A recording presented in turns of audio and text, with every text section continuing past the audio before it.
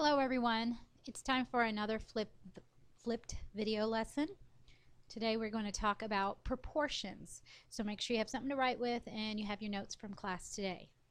And as always, we need to complete the review it section first.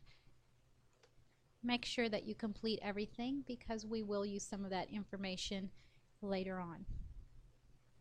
Once you've completed the review it section, we need to talk about what it is you need to know when it comes to proportions. One of the most important things is the vocabulary word of proportions, which is one of your words for the week. Proportions are two ratios that are equivalent. So I need to have two ratios that are equivalent. And you should know what a ratio is. It's been a word before and we have used it, and it is in the review section. So make sure you know what I'm talking about when I say a ratio. So we need two ratios that are equivalent.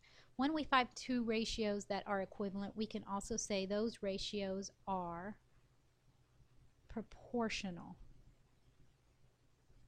So I'll be using both those words, proportionate, proportions, proportional, and they all mean the same thing. I have two ratios that are equal. So when you did the review section and you circled any of these ratios that were equivalent, the ones that you circled would be considered proportionate. So let's figure out how we can solve proportional ratios for a missing variable. So right here I have two ratios. I want them to be equal, but I'm missing a number so that they are equal ratios. And whenever we want to find that missing number, we're going to cross multiply and then divide. So when we cross multiply, that means that we are multiplying diagonally across the equal sign. And we're going to start by cross multiplying whenever we have numbers that are across from each other. This direction we have a variable and a number, so I'm not going to start there. I start when there are two numbers across from each other. So I have 10 times 4, which now you know is 40. And then I want to divide by the remaining number. So I've multiplied the 10 times the 4 and got the 40, and the only remaining number is that 5. So I divide by 5. And 40 divided by 5 is 8. So x is equal to 8. The variable x is equal to 8. Let's try some other problems. Notice that on the next problem, the variable is in a different place. And if you look down the list, you will notice that the variable can be any one of those numerators or denominators on any of those ratios. So we can still solve for it the same way. We're going to cross multiply 5 times 12, which is 60. And then we're going to divide that by the remaining number, which is 3. 60 divided by 3 is 20. So R is equal to 20. Let's try a couple more. Cross multiply the numbers. So I'm going to multiply 12 times 4, which is 48, and then divide by my remaining value of 6. And 48 divided by 6 is 8. So P is equal to 8. And then we have one more of 12 times 12, cross multiplying, and we know that as a perfect square. 12 times 12 is 144, and dividing by the remaining number of 9. 144 divided by 9 is 16. So M is equal to 16. That's my missing number.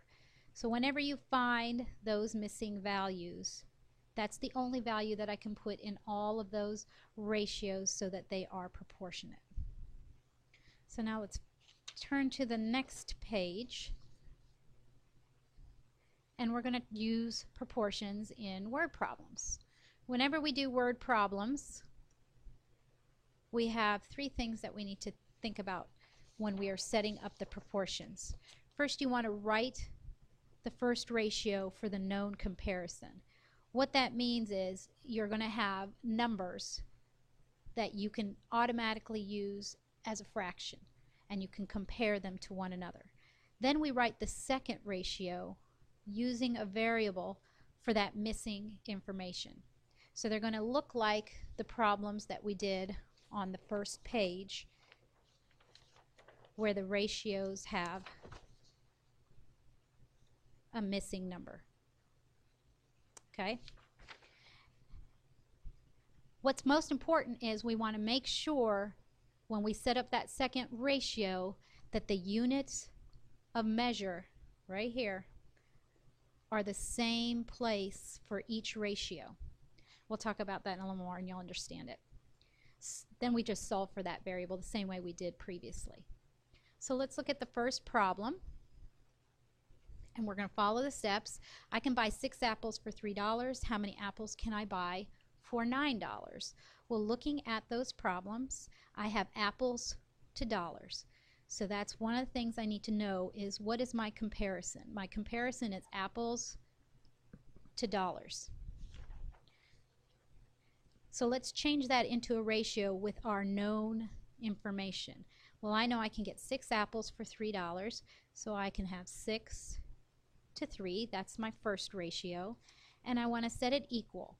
Well, I look over here, I don't know how many apples, but I do know how many dollars. Since the numerator is my apples, that's where my variable is going to be because I don't know what that amount is yet. But I do know